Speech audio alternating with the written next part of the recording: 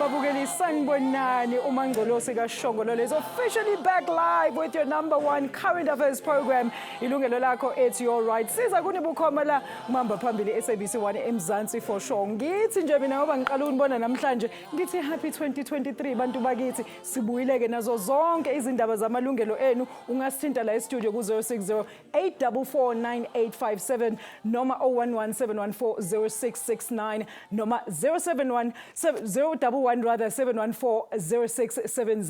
lezo zinamba ke mbukela uzozibona on your screen. Mbukeli ke namhlanje udaba lethu ababesebenza ezimayini kwiminyaka eyadlula baze bathola phela izifo zamaphaphu ezibizwa isilicosis kanye ne-TB bayafunwa kuthiwa hayibo bona noma phela izihlobo zabo azize ngaphambili ngoba phela uhulumeni usenohlelo olusha abazonqepheselwa ngalo kulabo ke abashona noma labo abathola ukugula yilezi zifo. Kumganwa Alungela kumganwa kumganwa Mbokeleke ukuze bakhulume nathi kabanzi ke ngalolu hlelo lethu la namhlanje asamukele ivakashi zethu sinalo la iphini lika ngqongqoshe wezempilo ngisho yena udokotela uSibongiseni Dlomo engahambi ke yedwa ephelezelwa intokazi la iphini lika ngqongqoshe wezemisebenzi ngisho yena uma ubuyitumelo Moloi. Deputy Ministers, what a pleasure. Welcome to the show. Happy 2023. Thank you so much for gracing us with your presence. Thank you so much for having us. Sawubona Alisha. Happy 2023. Hawu siyabonga kakhulu baba ukuthi nize nasivakashela. Bekumele sibe ne-insight ukuthi sithi ukukhumbuza ababukele emakhaya ukuthi lolu daba esasiliqoqile ngokuthi kwakukhona ilokhuzana class action ekwaze kwanikezelwa lapho umkromelo ukuthi kwakhishwa 10 billion rand ukuthi udaba selihambe kanjani. Kodwa ke asihlale sesihlale esikhonkosini. Baba Dlomo ake nisichazele sesiyezwa ke manje ukuthi kuthiwa nina nuhulumeni nimkhanga emithathu sizosho nje iLabour Department, iMineral Resources kanye nani baba Dlomo kwiHealth ukuthi senithena nibambe iqhaza nithi ukuxhasa kulabo phela ababeshonile noma labo abaphatheka kabi mhlawumbe lezifo zesilicosis kanye neTB. Ake sizwe kuwena baba njenge Health Department yiliphi iqhaza enizobe nilibamba kulolu hlelo? Sibonge kakhulu. Sibonge nokuthi sihamba sibathathu sixolisele uDeputy Minister ongaphumelelanga ngenxa yemisebenzi. Uhlelo lekudala sinalo. Kodwa nje base sibathathu sibonise ukuthi hayi asibambe ngama department ngoba bekuye kube khona sifike sikwenze nathi sihambe siphelele endleleni.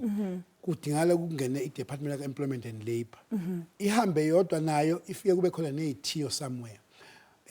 Indlela lesizihamba nje na kusedlule bebeke basho bathi bayamkhumbula uformer minister umama Mildred Oliphant wafika wenza lokhu nalokhu.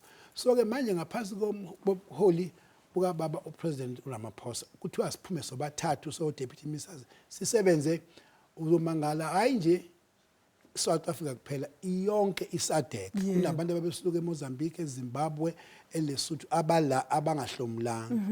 So ke mhlambe sinabisi kwakuvele ku wrong ukuthi uma abantu abangabelungu besebenza ezimayini mase begoqa beqeda beyohlala ekhaya bethathe ilokhuza umhlala phansi bahambe nayo yonke izimfanelo zabo. Abantu bakithi abazange bahambe nezimfanelo zabo zonke. Njengoba uze washo nje sekwazi kuba khona ngisho class action settlement eyenzeka ngoba kwakusukunyiwe abantu bethu bezisukumela bona. So ke le mali ihlangene nezimali zabo ke nje ezihleli ezilindele ke kube zempesheni ekulepho ke angena kakhulu dadewethu ngoba phela ziyagada umuke wasebenza eNingizimu Afrika ungena ngaphansi kwekhuzana kwe-registration ya-employment and labour. So imali zakhe ezivalelekile ziyavaleleka ezabamnyama azivaleleke ezabelungu. So ke zikhona lezi mali ayikuthi sibenzela i-favors sehleli zikhona zivele ziready. Uhulumeni kuthe no landana abantu baba ababekade bebambe imali zabantu banikeza abantu imali zabo baqhubeke nempilo ke. So ile nto esiphezulu kwake manje esiphuthumisa ngendlela eyisimanga ngoba iSouth Africa yonke isadek yonke balindile abantu izimali zabo bayadlula emhlabeni nje obusushilo abanye sekuzofika abafele kwazi nezingane abanye sebeyagula abasakwazi ukusuka emakhaya kade baxoshwa nokuxoshwa beqala ukugula nje baba kunjalo. Now Honorable Moloi awusichazele wena nje lapha njenge Department ye Labor iliphi nini iqhaza enizobe nidlala la because abantu abaningi bebebheka ukuthi mhlambe iHealth Department ngoba phela sikhuluma ngezifo zamaphaphu lana osilicosis kanye neTB. Thank you so much for this opportunity. I think I want to start from the beginning because as already Udokotela is explained, we have found that we have to work together. So see tripartite alliance, single health, labor, employment and labor and the Department of Mineral Resources and Energy. So everywhere we go, if a person has an issue that is related to health, mafika kwa health kothiwa wena awubelongi apha fanele uye kwa DMR. So asifuna ukubuyisela abantu emuva, sifuna kuba khona i-services zethu zibe khona indaweni eyi-1. That is why we have started le program last week.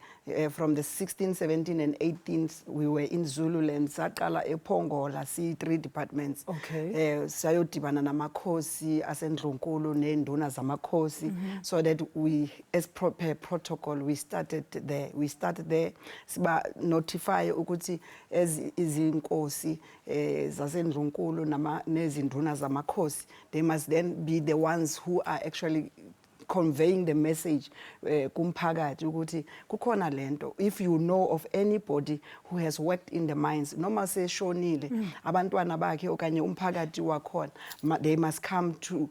That is why the program leseqale namhlanje eFriday, because then the Department of Health is there to check those abagulayo from izolo to today and izophela nge-4th of February.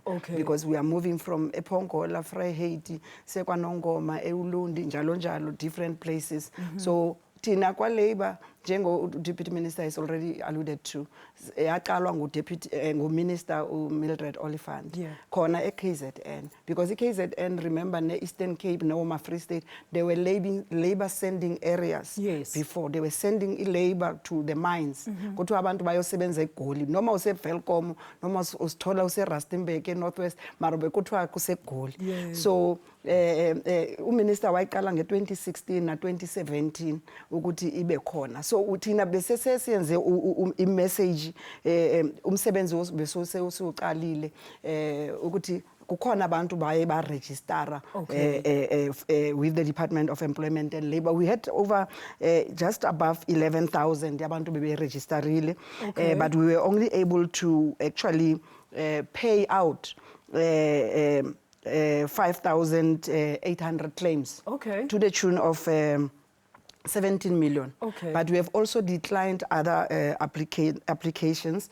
5,738 were declined because one, sometimes a claim is, we see that it is fraudulent. Uthole umuntu seyeclaimile Northwest because already abanye sebabhatalile. Uclaimile Northwest but abuyele ekhaya KZN ayofola iline naye. Then we see ukuthi bathi ubhatalile wena why ufanele uyobhatalwa futhi uzoclaima. And Deputy Minister, this is where I want to, sorry to ukuthi ngingene emlonyeni lapho. Maybe Babu Dlomo, let's come back to you because a lot of people ababheka lolu hlelo bakhumbula ukuthi okokuqala the distributing agency was the Tiamiso Trust, right? So bafuna ukwazi manje ukuthi how different is that program and that process from Tiamiso, because if ngisakhumbula kahle laba beTiamiso was laba bebe under the class action, laba bahambile, those were the only people that were going to get compensated. So nithini nina, are you blanketing wonke umuntu oyithola mhlambe enesifo sesilicosis noma seTB emayini baba? Kusukela kude dadwethu nanoma sekuye iya ngokuphela imali yokucompensate abantu ababekade bele koKurumani ko Northern Cape ababekade bemba iasbestos. Kusekhona abathola into ekuthiwa iasbestosis. So now wonke lama class actions khona ekuthiwa iKalahari Trust nayo iyayikhipha imali siya ngokuqoqa khona. So iChamiso yebo yona enkulu kakhulu yona izocompensate abantu bekithi imali engango-5 billion. Ngoba lo munye 4.5 billion ilo sithi uhleli ulinde abantu bethu bakhole ngokwempesheni.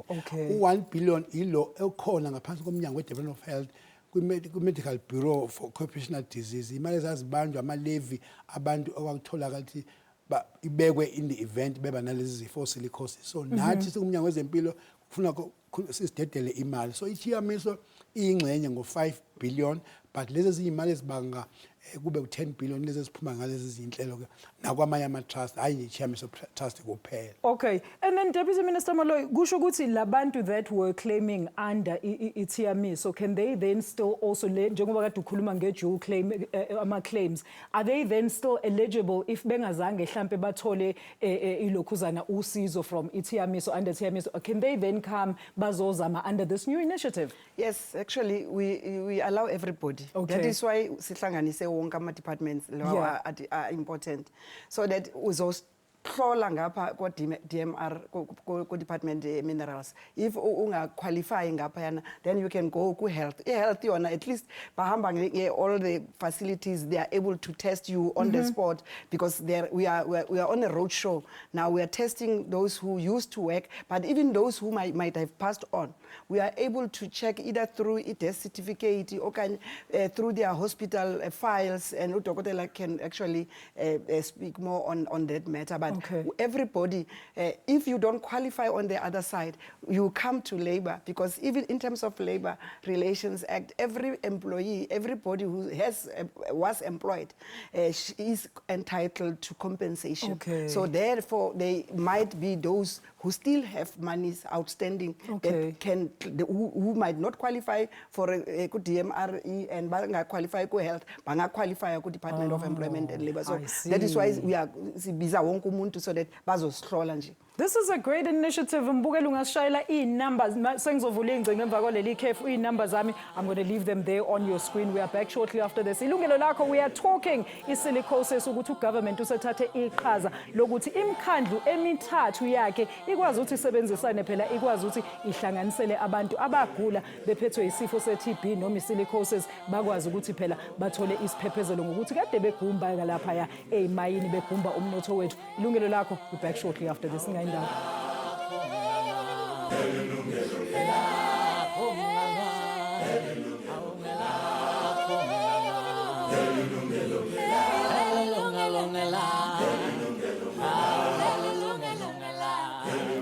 Welcome back. You're watching Yilungelo Lakho live la ku SABC1 eMzansi for sure. Uhleli noMangcolosa ngihambi ngedwa ngihamba no Deputy Minister of Health ubaba uDr Sibongiseni Dlomo ehamba no Dr kanye ehamba no ma ubuyitumelo Moloyi yena ko Deputy Minister Employment and Labor Department. All right, I understand we do have a caller on the line. We have uVuyani, our first caller. Vuyani, thank you so much for joining us. Singakusiza kanjani use Eastern Cape namhlanje?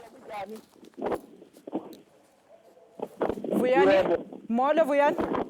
Molo sisi. Molo tata unjani? Siyaphila wethu khona kunjani? Ndiphilile tata, ngicela unyuse ivoice yakho undehlisele ivolume apho kumabone kude wakho tata sizawuvane kahle. Ndiphumile eTV-ni ndiphandle ngoku. Okay tata, ungaqhubeka ke singakunceda njani namuhla? Mamela ngandiphandele eZelkom ne. Yebo tata. President Brand number 4 ngala elikhambi 80 7980. Yebo tata. So ndinga isimama lapha imali president fine kuphela. So ndaba ikhona imali mayiseke eyasheka lapha eGoli ngiyazi. Ewe tata. Ani mthembu kwenzeka ntoni mntana sekhaya ndiyazi into andiyayisokola abantu abazanabali. Tata uVuyani, ungabe wena ugqibele nini uphangela pha emayini? Bayimani benza ngo-89. Ngo-89 besithi unantoni, uyagula, unesilicosis okanye une-TB okanye ipension? Sadiliza cha kuphethe basiyanga simntu esikoleni. Oh, bebediliza khange ufumana ipension okanye isinxephezelo? Ngiyeka ipension ngoko nangisemnungoko yathatha ukuphela umsebenzi wethu cha kuphela. Oh, okay tata uVuyani, siyabulela kakhulu tata uVuyani, ungajonga apho kumabona kude wakho. All right, babudla amshoni mzulu Mamoloyi uthi ubaba uVuyani was working in the mines in the 1980s. There were retrenchments ngabo 1989. He never got a pension, he never got anything. It was just ama retrenchments. And this is the question ebesithi siza kuyo babudla ukuthi kuthiwa nizobe nikhipha nama pension hayi isinxephezelo sesilicosis nje ne-TB. Le pension yona izodistributwa kanjani njengoba ubaba uVuyani efuna ukwazi? into ebuhlungu ngabi la isho ivuyana ukuthi laba kade bephethe izimine siyajabula nje manje siyavuya kakhulu uvuyana ukuthi sekukhona abaphathi bezimine abanye abamnyama abanjengathi abasensitive lento yokuthi kwakumane kubonakala kukhona umuntu okhohlela kancinci ongazokwazi ukuvuka ayophangela bese bethi ke abamafaka kwi-truck back to Engcobo back to eLibode back to Nongoma kubuyo nabanye abasazophangela laba balahlwe phaya ama records wabengekho kungaziwa noba uzophatha so I don't know to very nemali kodwa from what esho njengoba esho deputy minister umuntu oke wangena wasebenza eningizimu Afrika noma kumuphi department noma ikiphi inkampani unayo into azoyifumana umvuzo wakhe wepension. Okay. But over and above that uma uvuyana sikwazi ukufinyelela kuye mhlambe kuleminyaka engayivanga kahle ukuthi mingaphi ayihlele phaya abese buya esethi wahlala mhlambe 8 years wasebebuya ethinteke esifubeni ngoba siyesalwa nabantu bezimine sathi no ukuphuma namhlanje emine isifuba sami si right akusho lokho sengi-right ngoba i-dust isihleli ngaphakathi abasinikeze indlawa yokuthi uma ivuka i-TB 3 4 5 years silicosis 3 4 5 years usewaphuma ezimine uncephezele because ayikho indlela obungayifumana leya silicosis except it was dormant exactly baba. So those are the ones ke bese sithi ke get your pension is one story but over and above let's examination check your chest and see if there's any problem if there's a compensation that must come to you ngenxa yesilicosis isiyenzeke kodwa kune test efuna uzenzeke ublowe lapha into kuthiwa ama spirometers disability yakho in blowing iyona determination how much do we compensate to ke odokotela bayisathekeleyo. Okay. Deputy Minister Moloi ngicela ukuza ukuthi asibeke in context sikhuluma ngamiphi iminyaka la which laborers are we talking about ama targets wenu which years abantu abebephangela ngazo kahle kahle from yeah, thank you so much. Actually including the class section, yes, we are checking as far back as 1965. 1965. Anybody okay, who has worked in the mines, okay, can claim. Okay, actually can go and check, but not everybody might be liable eligible or eligible ukuthi to be paid. angatholi compensation. But yeah, also now because udada will say Eastern Cape, as the Department of Employment and Labour. We've got offices, labor offices in all the 9 provinces. Okay. So angaya nae nearest labor center. Okay. Hlala endaweni ahlala kuyo ayosihlola khona because we have reactivated all our provincial offices and all our labor centers. We've got 129 or 121 labor centers across the country. Yeah. Over and above the satellite offices where we go, or the visiting points where we go, say monthly or every 2 weeks to a particular point, whether it's a community hall or a library, they know. But if they go to any labor center, they go there with their information. If you have worked in the mines, you must know imaculoscope, like an identification yasemine. Okay. Fanele ube nale dumpers yakho yakudala mhlambe yakababa wakho usewashona uze nayo okanye i-blow card uyakhumbula during those days bekukhona lento ye-blow card. Okay. Kuthiwa ufanele uyobhalisa pha labor abantu I can see that you are very young, so bayayazi bona ukuthi and abanye bake ba registerwa kwaTeba bayayazi. So iTeba i-Department of Health, by the way, ine records bayithathile from eTeba. So umuntu naxa yangena nama documentation aza nge-information athi ubaba wami washona and but amagama wakhe nawo and okay wasebenza kwimine eVelcom okanye eVirginia or phi naphi. I-Department ye-Health yona inale system sakwaTeba because iTeba ike ya register wonke umuntu, everybody obuya emakhaya will be registered through iTeba. So they will be able to verify, but that is why also besebenzisa amakhosi neenduna zamakhosi because they know people. Ukuthi remember in the olden days bebebekwe esigodini umuntu mafanele ahambile ufanele induna ibeke istempe okanye inkosi ifanele ibeke istempe ukuthi lo muntu, so they know who went when. Okay. Or ubaba kabani uhambe nobaba kabani, they will know everybody around the community. That is why siya emakhosini and we are going all the provinces. Siqale eKZN, uminister seqale in North West already, and then sizoya, the next visit will be in Free State in not so long distant. Okay. But we think this campaign is it's a big project. It's a huge project. I mean, it's a huge talking, initiative. 10 billion rands. Just think about it, what it can do to the economy of the country. The injection of the economy. That is why I've said to the Deputy Minister, Dlomokoti, it's like an economic revolution, whereby we are also at the same time, sibuyisela isithunzi sabantu bethu kubo. They must get dignity yabo, because remember abantwana, your kids don't respect abantu otata babo because they felt that my father went to work but he brought nothing. But this is like posthumously you are posthumously giving back that respect, integrity back abantwaneni bakho to say at least and I think also it's a poverty alleviation project. Imagine what it will happen during this time of high unemployment rate. This money, if it goes in, like if a KZN, we are supposed to spend like a billion rands in the hands of the people. Ithi ngikubambe lapho futhi sibuyele ezingcingweni siye lapha eKZN. eKZN sisiceliwe sakwamukela ohlelweni intokaza uthi qatha uthi qabaqaba nje sizoya ekhefini kodwa sesuzwile umbuzo wakho sokuphendula mesibuye. Okay, ngiyabonga ngiyabingelela lapha e-studio. Kunjani sisi? Ngiyaphila. Siyaphila nathi singakusiza kanjani? La ngise-KZN ngiwasedumbe kwaGendasi, but iproblem ila ngiseyifred ngokusebenza. Ubaba washona wayesebenzile emayini noma information eningi singenayo washona kodwa sisafarisha ngeasthma. Okay. Ubuza ukuthi ukhona ukuthola ithuba lokuphinde sibhalise noma kwa-labor noma kwa-tepa njengabantu abangasakhonanga manje ngoba sekusukile idumbe. Okay. Sisicela useshonile uthe ubaba ne? Ubaba washona. Ushone nini sana sami?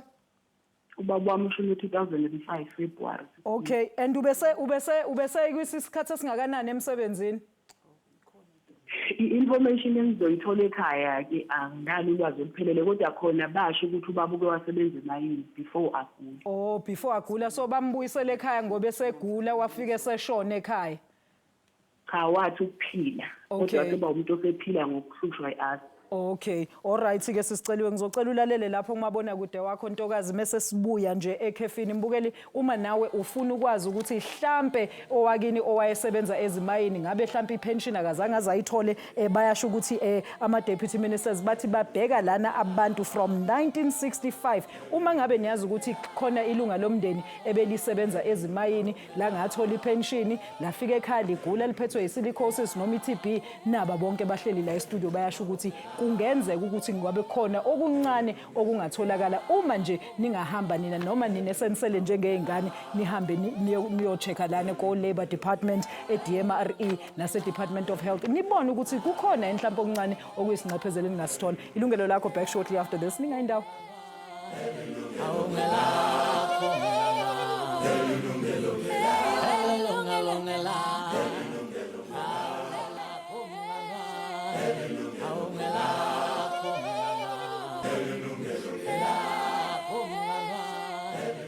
Mbukeli welcome back to Yilungelo Lakho. Nazi number la escreenini online bavuliwe mbukeli sikhuluma namhlanje ngendaba ebaluleke kakhulu ukuthi imikhandlu emithathu kaGovernment isidecide ukuthi isize labo bantu ababe affectekile emamayini ukuthi baphume begula noma benaziphi izifo zama lung cancer zonke lezo zinto. Sithi sithinteni la e-studio mangabe wena wazi ilungu lomndeni elalisebenza ezimayini mhlamba ngatholanga ngisho ipension noma waphuma esegula sithi mhlamba ngalithola uncedo kulomkhakha omusha wenziwe uhulumeni ngihleli lana no honorable Boytumelo Moloyi the deputy minister ye employment and labor no Dr Sibongiseni Dlomo i deputy minister ye health but Jabulani eKZN ngiyakwamukela insizwa hleleni umbuzo noma umbono Yebo sawubona sir Kunjani baba Ngiyaphila njani Siyaphila baba wami singakusiza kanjani namhlanje Ya sisiwami lapha ngiyakhala mina umuntu owasebenza eBelcom eVirginia lapha emayini Yebo ngasiphi isikhathi baba ngamuphi umnyaka ngale ngo87 Okay ngo87 Yebo baba Kuba baba Jabulani ngikulalela Hello Yebo baba Jabulani usekhona ocingweni qhubeka nendaba ngale ngo87 mina ngisebenze 7 years Yebo baba kuthe ngesikhathi lezi sendlame kunoendlame lezi kade zenzeka sagcina sihambile-ke kanjalo emsebenzini nje saphelelwa umsebenzi kanjalo sagcina singatholanga lutho hambange ngisaphinde ngibuyele emayini kuze kube yimanje. Okay, alright, so ufuna ukuzwa wena baba ukuthi mhlambe ungakhona ukuthi uthole okuncanyana noma mhlambe wena uyabandanyeka yini kulo mkhakha ka government omusha. Siyabonga kakhulu baba uJabulani, sicela ulalele lapho kumabona kude wakho. Dr. Dlomo, I think ake siqale lapha ngosiceliwe. I think you mentioned something very important ukuthi amavenenu sikhuluma nje okwamanje akhona alapha ngakubo mhlamba ngathumela umuntu wasekhaya bahambe bayobuza udaba lika baba. Bengingajabula uceliwe ulapha eUtrecht eNewcastle afone kwamanje afonela uma ngoba njengoba ngilana lekuwena Alisha kade ngise KZN hayi nje KZN bengisedumbe izolo ngishiye khona odokotela no nurse nemshini leyo yokuxilonga kugcwele lapha esibhedlela sasedumbe kuthiwa iCommunity Health Center bonke abantu abashiwa obaba abangasekho khona umama abafele kwazi nabo bonke abathintekile so mefika lapha yana umama noma isihlobo sakho oceliwe bebezolithola balekelelwe ngokuthi bephethe ama record kababa idom pass noma iID noma ile likhadi elibizwa ngesibhunu amakalaskope leli kade lisho uDeputy Minister wami noma yindi isicucu anaso sokuthi abasebenze emayini afike lapha bazombheka kwicomputer bese beyabona ngempela ukhona bese beyahlela ukuthi ke noma esadlule emhlabeni ubaba mhlambe washona esibhedlela eFryhead noma esedumbe kwakufa kunokhona nje bethe une asthma nje cishe ngempela isifo sesifuba esasondelene ekutheni isicineni siwe intuthu yegolide noma yedayimane noma yani angasathola aholelo so singacela celiwe abasekhaya abasebenze bayidumbe kodwa mase phuthe ukuthi ababone edumbe abaqhubekele kwanongoma ngolesine nangolesihlanu ngoba uyasuka imishini namhlanje ntambama edumbe iyaqhubekela olundi nakwanongoma. Okay, and then ubaba uJabulani ke DM Dlomo angenza njani ubaba uJabulani uyasho wena wayesebenza waqala ngo87 uthi kwathi mekusuka indlameke babuyiselwe emakhaya benganikezwanga lutho wagcina engasasebenzi. Lo mbuzo uphendulwe kahle kakhulu umama uDeputy Minister umloyi kade sihamba naye last week uthene lapho kwafika udlama besebenza abantu kufanele ngomuntu noma ngabe udiliziwe noma uhambe emsebenzini ngesimo esithile uthi ufuna ukuyobheka ama record wakhe uthi ke wasebenza ngempela kulo 7 years asebenza isiphi isinxephezelo sakhe angasithola asizuze ngokwelokhuzana ngokwe pension ukuthi noma ngabe ena akatholi lutho kwa health ngoba mhlambe akho sifo asitholayo noma amasithola sifuna simbheke kodwa immediately idesk engaphesheya kuhleli khona abasebenza nomama uPinky Mloyi ukhona mhlawumbe angaqhubeka kona akade xoxa last week baye bakuthole kanjani bona. Demoloyi mhlawumbe you can add there and then singicela futhi singene lapho ukuthi usalusa usichazela ukuthi amalokhuzana ama qualifying criteria enu ahlukene are they different ukuthi mhlawumbe mengizo apply labor or DMRE versus health are they different and then yini azoyidinga meza ezo apply kunina directly? I don't think they are different, actually, Aslogana, because we are doing the same work. Yes. But remember also, due to our labor laws, anybody who had been employed previously is entitled to a pension. Yeah. So, belonga ku is pension esihlukene. Abanye babelonga kuma provident fund, abanye kuma UIF, kuthina also as labor sebenza oma rand mutually, Department of Health sebenza different institutions. So angayosihlola noma kuphi. Okay. But as long as wasebenza for whatever time period, ungathola ukuthi una something ekhoyo as long ana record yakhe ikhombisa sizamhlola nakwateba ukuthi ubeye khona na sizoyithola nale information yakhe but mabaye kwezandawo ezi uDeputy Minister esethe ekhulume ngazo ukuthi mabaye but also thina njengo labor sina ibus esisebenzisayo UIF iyahamba kuzo zonke indawo. Every province inayo leyo bus. Umuntu ke ezayiphethe yonke information yakhe actually le bus ihamba nama-bank. So if uthole information yakho and information yakho yonke iyahlangana ungangena kumnyango webus mawusophuma emnyango lo olandelayo webus imali yakho izabe ingenile ku-account yakho xa ungana ne-bank account xa ungana ne-bank account because ihamba nabantu bemabhanki bangakuvulela i-bank account same time so that imali ikwazi ukungena same time hayo loo nto ukuthi uzohamba ukuphethe i-cash uyobhalisa somewhere uyofola iline if ibhasi ikhona endaweni yakho hamba uye kulibhasi uyohlola imali iyangena iyakwazi ukungena same time We have done that. This is very interesting, Dr. Lomo, because uyakhumbula ukuthi a lot of people were actually concerned ukuthi if there's a distributing agency kuzoba neimali engathi izolahleka because it was going through ama lawyers nabantu abathize. So I like to hear ukuthi nithi nina imali ngena directly to the beneficiaries. All right, so DM Lomo, ake sikhulume ngama record keeping. DM le uqeda ukukhuluma about something very important here ukuthi if you've got all the relevant documentation. Now, you're working with SADC regions as well. I understand you've just been to Mozambique as well. I mean, we know ukuthi back ngaleza ikhathi record keeping izinto ezinjalo were not up to par. Only now ilokuzana kune digitization yelokuzana information and systems. But if then nithi kumele kulethwe amadompas ama verification details anjanjanjani, what if umuntu has some of lawo ma documents but akaphelele, not due to their own negligence but because of isystem abebesebenza ngayo emuva? Niyakhona ukuthi nibasize labo bantu?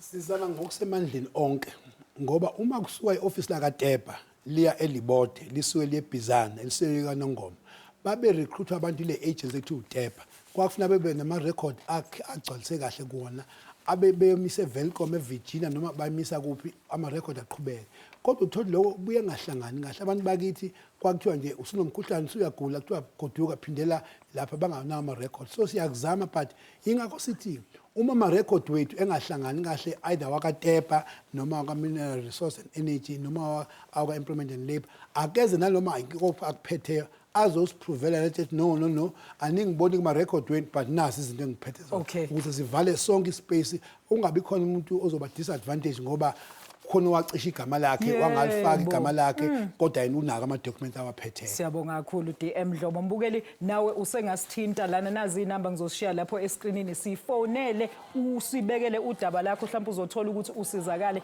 Kungenzeka ukuthi mhlawumbe khona nawe omaziyo wasekhaya wayesebenza ezimayini mhlawumbe nawe uyathinteka ngendlela ethize. Ilungelo lakho we back shortly after this ngayindawo.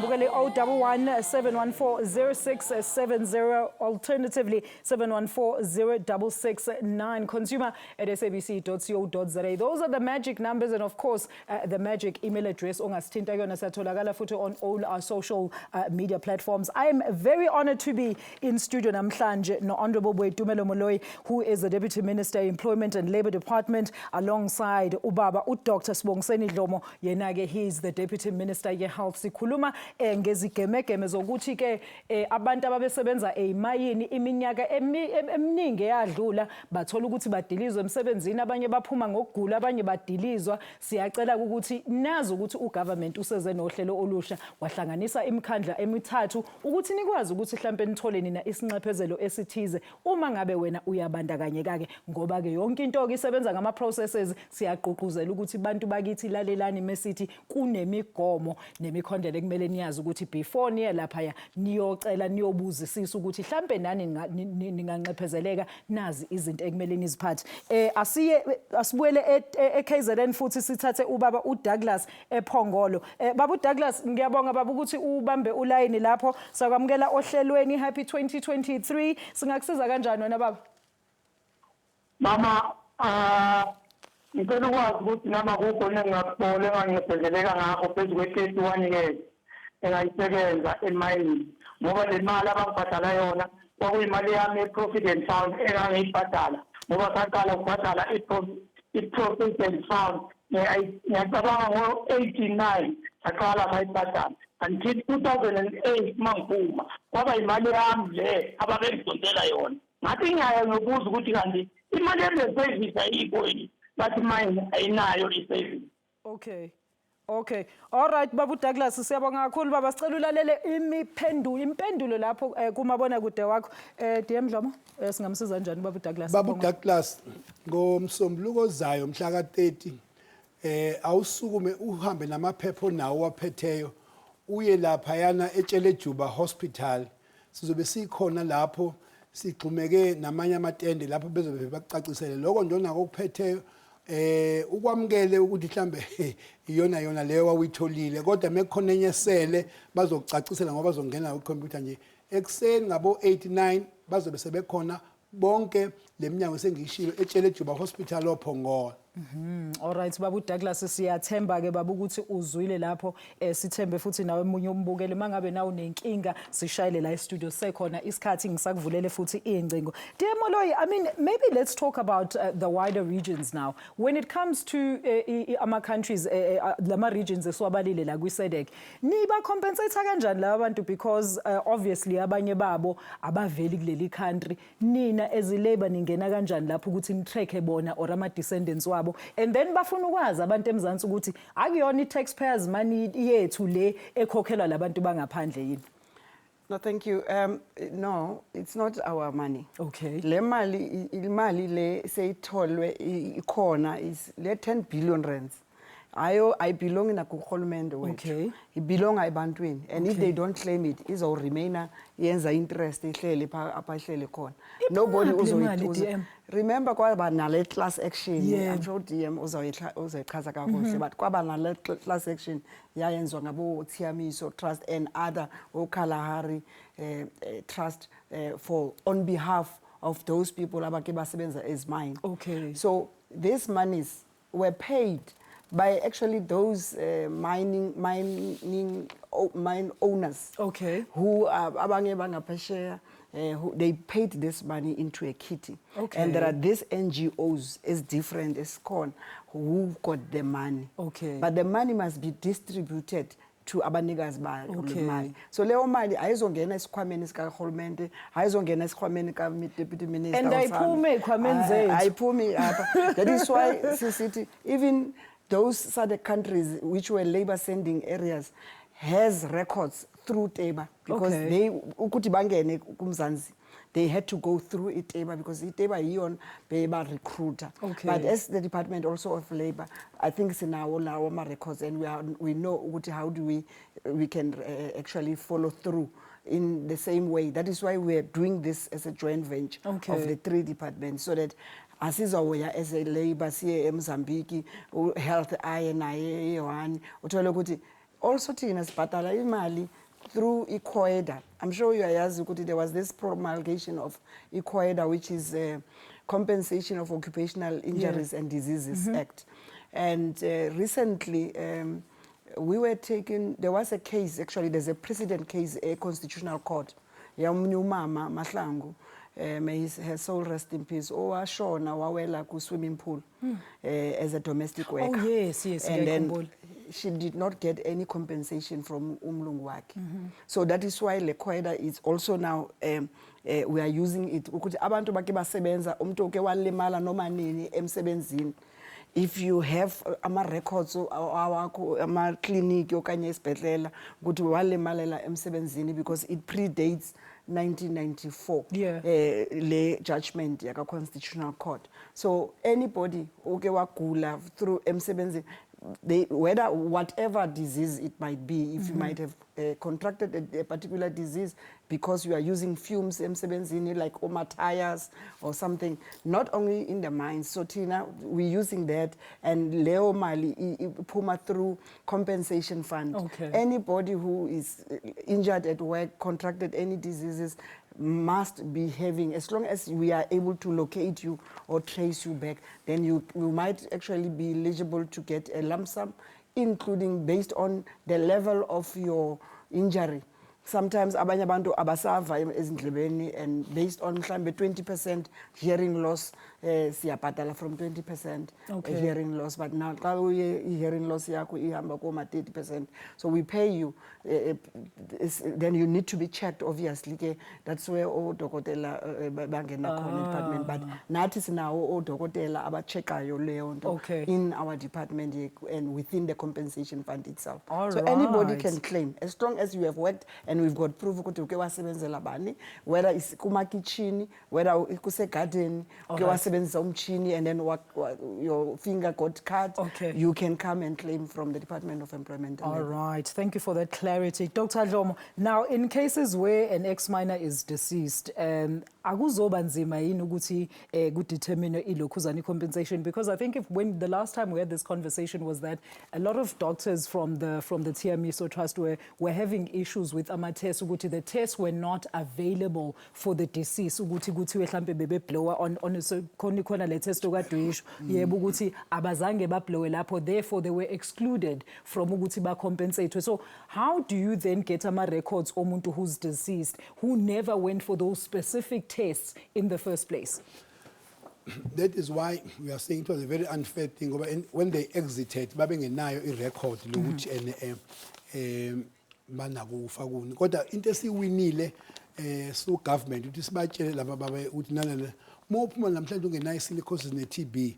That disease is progressive. Yes. The dust is already sitting in your lungs and is already starting to be rewarding you. Maybe after 4 or 5 years. That is why what we do as Nkhulume or Nongoma Hospital or Benedictine sisebenza eduze kwakhona. Uma kwenzeka uceliwe lokuthiwa washona ubaba wakhe but washona lesibhedlela sase-Vryheid, abasondele basize esibhedlela sase-Vryheid ukubheka ama-record ukuthi i-death certificate izothi natural cause death, but ama-record asesibhedlela azothi-ke TB or this and that. Then on the basis of that we are saying but ubaba kaceliwe wayese-Virginia 5 years ago, ushonile namhlanje sesekhaya and isibhedlela sidiagnose i-TB akasekho emhlabeni. We use that record to then compensate and support families. All right, so it's a well-oiled plan le icatshangiwe kahle lento. I'm very impressed. All right, asiyeni eSprings lapha sithathe uBud Brian. Bud Brian, sakwamukela nsizwa ohlelweni umbuzo noma umbono. Siyabonga sisi Brian lona eSprings. Lana yesisi bengina babu wami asebenza eCarltonville. Okay. So kushothi watholakala ke ukuthi unayo i-TB. Okay. But ke ngathi bamtreata wativa ngathi alright waqhubeka wasebenza. Kuse late lama 27 years wangisakhumbula kahle wasiyayekela. But kuyanesigula sithele bekhona. Wathi usinaka siyabuya futhi usinakuzama ukusebenza base bathi hayi akasamukeleki. Wasiyahlala ke from lapho. Okay. Kuthe 2019 wativa ngathi isifuba sakhe still sinesikhwaya sibuhlungana khona wahamba esibhedlela. Nakafika esibhedlela futhi basithatha isikhwehlela bamcheck angathi ukuthi babona kunjani inyalo uphinde eqale phasi lento uphinde uthathe treatment ayimgulisi ulele phasi angathi doubt one. Okay, but Brian, so ugcine seshona ngamuphi umnyaka baba? Cha usengashona uyaphila uyagula uyagula kodwa yena. And then but Brian bathi yini inkinga yakhe, because njengoba usuchazile ukuthi emayini babethe bamtreatile kwase kwabe ngathi uba ngcono wabuyela emsebenzini waqhubeka futhi wasebenza. Bathi yini manje emphethe esibhedlela menimisa kodokotela? Ngishothi noma angathi ukuthi idokotela ucheck kanje but solusa assume ukuthi ngile TB nangisibungu. Because bamnikele treatment but lendlela emgulisa ngakhona yish. Okay. And then imine yayi10 but Brian before imlokhuza imdedela bamcompensate khona okuncane bamnika kona, bathi yini isizathu sokuthi bamdedela hambe? Cha wativine angekho right wasuyayekela untawathi wathola le mali yakhe yani pension bese bambembela into njengaleto nje. Nedinkinga ngiloku ugula lengathi ukuthi ngabe start kuyini inyalo. Okay. All right but Brian siyabonga kakhulu unsizwa. All right, but Brian sizokuphendula emva kwaleli khefu mbukeli. I have to run to emakhefini. Siyabuya khona manje ungayindawo.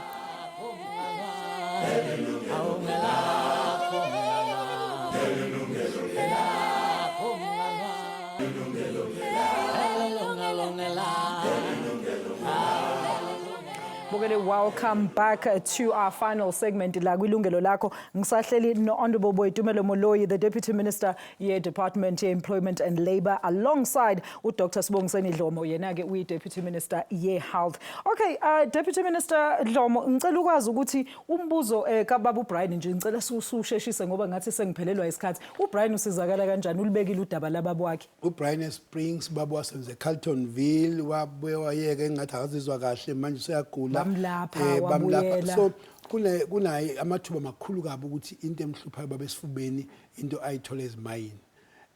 Ngaba kusey TB ngabe silicosis now khona amanye ama cancer imdlavuza esukumayo esuswa.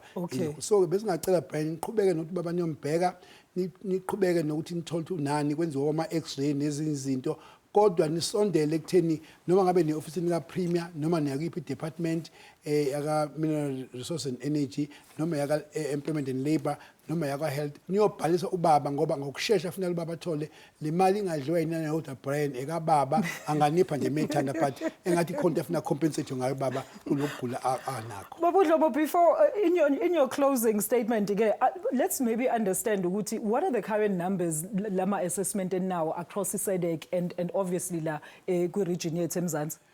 We have about 1 million of ex-mine workers all over SADC. Okay. A third of those probably are sitting in the Eastern Cape. Okay. Another third is in SADC. That is your Malawi, Mozambique, Botswana, Zimbabwe. Lesotho. And therefore we have a responsibility in Lesotho.